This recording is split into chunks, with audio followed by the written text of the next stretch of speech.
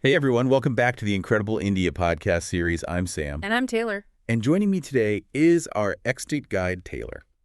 Today we're embarking on, well, a truly magical deep dive. Definitely magical. We're exploring a corner of India that inspired one of literature's most beloved stories. We're talking about the Kanha Pench wildlife corridor. That's right, the very landscape that shaped Rudyard Kipling's The Jungle Book. Exactly. And our mission today is to sort of uncover how this real-life wilderness connects to Mowgli's world. Look at the incredible wildlife you can actually encounter there. And, figure out how you can experience this living storybook for yourself. It's really quite something. And our source material, Exploring Kanha Pench, Walk in Mowgli's Footsteps by Five Senses Tours, it paints such a vivid picture of this region. Oh, interesting source. Yeah, it doesn't just skim the surface of natural history. It dives deep into the literary heritage and also the vibrant human cultures that call this jungle home. It really gives you a direct shortcut to understanding why this place is so special, sort of connecting the dots between the fiction and the reality. Okay, let's unpack this then. The idea that we can walk through the actual jungle that inspired the Jungle Book. Yeah. Not some, Disney-fied version. Yeah. It's just captivating. How deeply connected is this place to Kipling's imagination, really? Well, it's interesting. If we connect this to the bigger picture, Kipling himself never actually visited these specific forests. Oh, really? No, but he grew up hearing stories, vivid descriptions of central India's wilderness and the landscapes he describes. The dense sal forests, the meandering streams, open meadows, those bamboo thickets. They're all virtually unchanged since the 1890s. It's exactly what you'll find in Kanha Pench today. It's like stepping back in time. Wow. So you can literally, track Mowgli's journey through the landscape. Absolutely. The wildlife corridor between Kanha and Pench, it just mirrors his adventures perfectly. You can cross grasslands where you can imagine the wolf pack hunted. Right. Or find these rocky outcrops where, Bagheera might have sunned himself. That's incredible. And the real magic happens at dawn or dusk. The forest just comes alive with langur calls. It really sounds like the Bandar log from the stories. And what about the iconic locations? From the book. Are there real-life counterparts? Yeah, that raises an important question. How much was imagined versus drawn from reality? Many people believe that Council Rock was inspired by a very distinctive plateau you can find in Pench. Okay. And there are several old, crumbling stone structures, sort of reclaimed by vines now, that really match the description of the cold layers. But maybe the most thrilling spot, I think, are the watering holes. Especially during the summer months, you can actually witness the real-life water truce. No way. Seriously, predator and prey, drinking side by side, hostilities just temporarily forgotten. It's quite something to see. Okay, this is where it gets really interesting for me, meeting the real characters. Let's start with the big one, Sher. What's it actually like spotting a tiger in Kanha Pench? Right. Well, what's fascinating here is that the Kanha Pench corridor offers some of India's very best tiger sightings.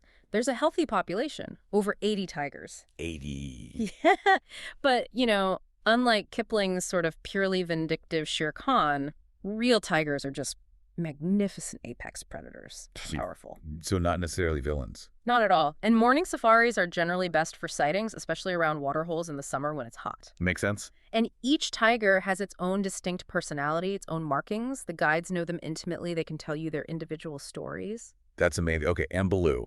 I always picture this lazy, friendly bear, but the source suggests something different. Oh, very different. Real sloth bears are anything but laid back. They're shaggy, myrmecophagous, that means ant-eating. Ant-eating, right. And they can be surprisingly fierce if you startle them. You'll usually spot them digging for termites or maybe climbing for honey. They have these distinctive white V-shaped markings on their chests, and they're quite solitary, very unlike their fictional counterpart. Their claws give them foraging advantages Kipling probably never even imagined. So not the cuddly type, then. What about Mowgli's family, the wolf pack? The Indian wolves, yeah, they're fascinating. They're smaller than their European cousins. Okay. But just as intelligent. They move in these really tight-knit family units. Spotting them takes patience, though, and definitely an experienced guide. Why is that? Well, they're most active really early in the morning or late evening, and they communicate through these complex calls.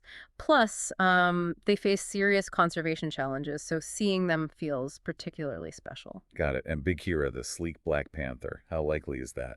Well, leopards really embody Bagheera's essence, Yeah. elegant, intelligent, super adaptable. Right. But black leopards, melanistic ones, are incredibly rare. You're much more likely to see a spotted leopard. They're harder to spot than tigers, definitely. How do guides find them? Expert trackers look for pug marks, those subtle paw prints, or sometimes prey that's been hoisted up into tree branches. They hunt mostly at night, but often rest up in trees during the day. Hmm. And this raises an important point about their relationship with tigers. They generally try to avoid direct confrontation. It's a careful balance. So it's this whole ecosystem, not just the stars.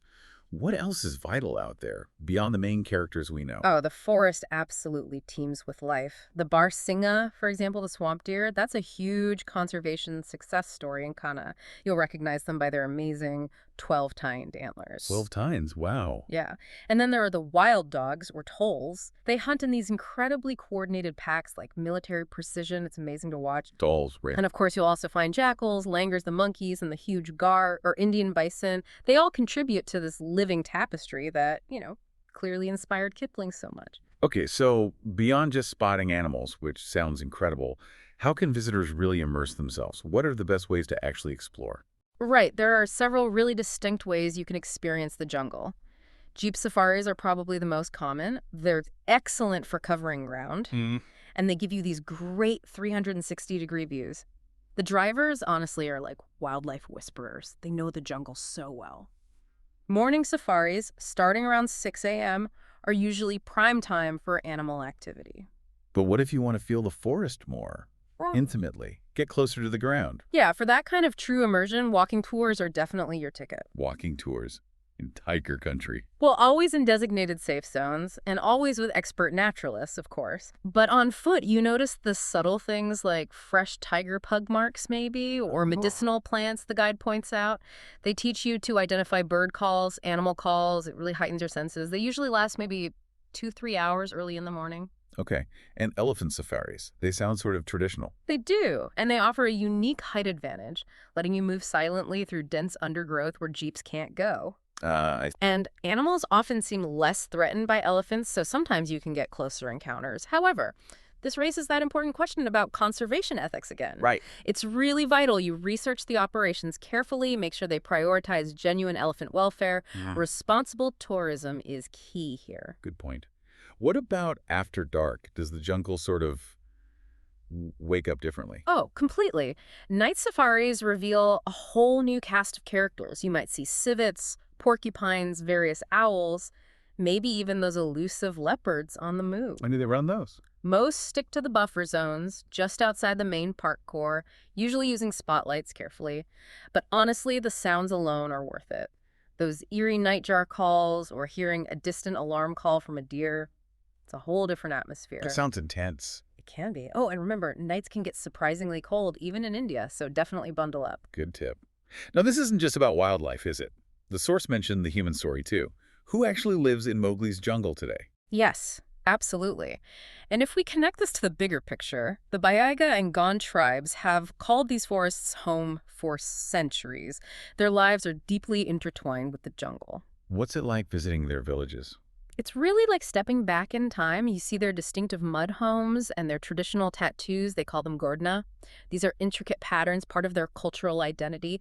And honestly, these folks know more about Kanha's wildlife than any guidebook. I bet. And the food. Yeah. I imagine it must be pretty unique coming straight from the forest. Oh, it is. What's fascinating here is that tribal kitchens serve dishes made with ingredients gathered right there. You might try mahua. Mahua. Yeah, it's a sweet flour. They transform it into curries or even a local brew. It's a staple.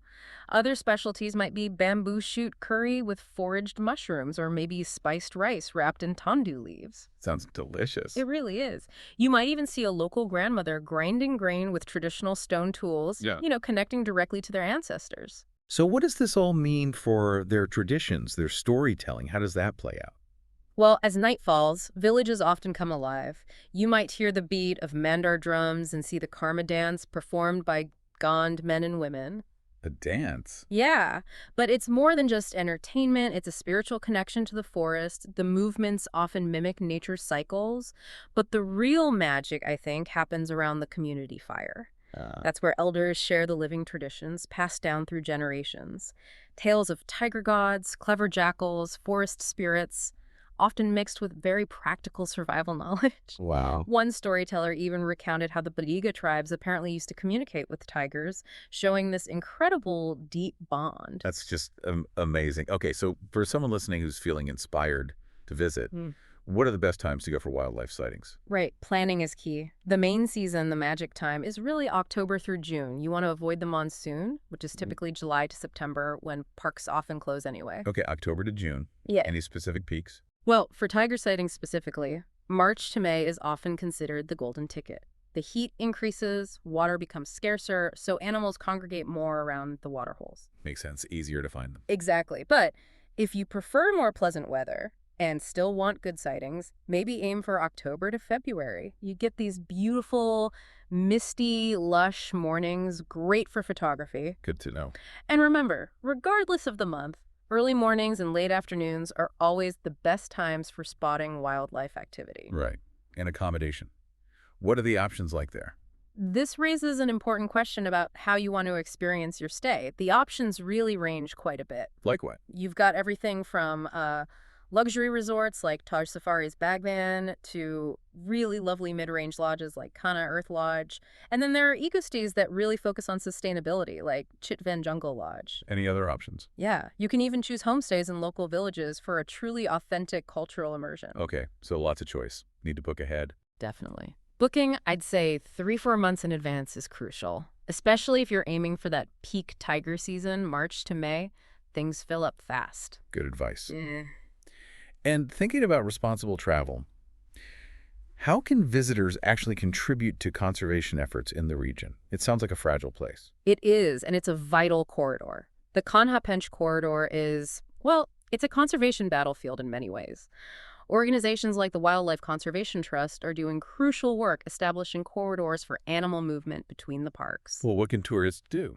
As a tourist, you can actually help quite a lot. Choose eco-certified accommodations, for one. Hire local guides that supports the community, and you get their incredible knowledge. Right.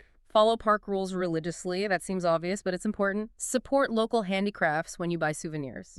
And importantly, report any wildlife crimes if you happen to witness anything suspicious. You can even join conservation programs if you want a deeper involvement. Every little bit helps protect this ecosystem. That's really helpful. Okay, one last thing. Photography. Any final tips for capturing the magic? It sounds like a challenging environment. It definitely is. What's fascinating here is that shooting in Kanha-Pench challenges even the pros. First off, bring a telephoto lens, at least 300 millimeters, maybe more if you have it. Okay, long lens. But don't forget a wide angle, too, for those stunning landscapes. Use burst mode animals move fast. Good tip. And don't be afraid to crank up your ISO, especially in dense forest areas where light is low. Use your vehicle, the safari jeep, as a stabilizer. It helps a lot. Smart. When you're photographing animals, always try to focus on the eyes. It brings the image to life. And maybe the most important thing, develop your jungle eyes. Jungle eyes. Yeah. Learn to spot subtle movements. Listen for alarm calls from deer or monkeys. They often signal a predator nearby. And don't just chase the tigers. Capture the smaller moments too, the birds, the deer, the whole atmosphere. That tells the full story. Great advice. Sounds like an absolutely incredible place. It truly is. If we connect this back to the beginning, walking through Kanha-Pench really is like stepping right into the pages of Kipling's tale. Yeah. It's this living storybook where literature and reality just intertwine so beautifully. It offers an adventure that combines that literary heritage with just unparalleled natural wonder. So what does this all mean for you listening? Right. As you maybe plan your own journey to this magical corner of India, just remember, you're not just visiting a wildlife sanctuary. No. You're entering this timeless embrace, really, ready to create your own unforgettable chapter in the continuing story of the jungle. Well said. And if you do decide to travel to Pench or Kanha, we have a recommendation. Five Senses Tours organizes wildlife and culture tours across India, which are immersive cultural experiences. You can email contact at fivesensetours.com. That's the numeral 5 in the email. Contact at fivesensetours.com. Or you can WhatsApp them at +919 8456 77446. We'll put that in the notes too. Definitely worth checking out if you want that immersive experience. Absolutely. Well, that's all we have time for on this deep dive. Thanks for joining us. Thanks, everyone.